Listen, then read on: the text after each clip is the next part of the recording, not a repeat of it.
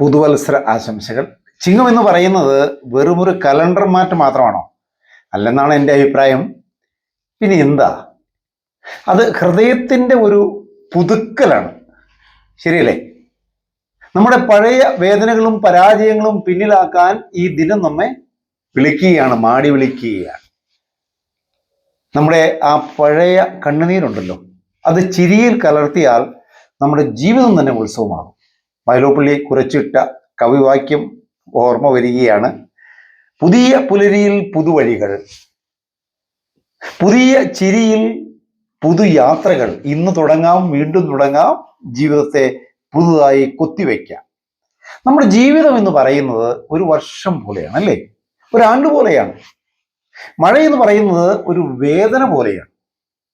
ഇപ്പോൾ പറഞ്ഞ ആ പഞ്ഞ കർക്കിട മാസം തീർന്ന ചിങ്ങമാസം വന്നെത്തിയെങ്കിലും തോരാത്ത മഴയാണ്. ഞാനാണെങ്കിൽ മഴയത്ത് കിടന്നാ പണിയുന്നത്.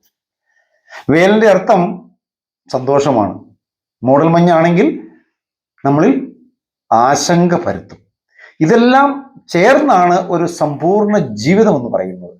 അതുകൊണ്ടാണ് ഞാൻ പറഞ്ഞത്, നമ്മുടെ ജീവിതം എന്ന് പറയുന്നത് ഒരു വർഷം പോലെയാണ്.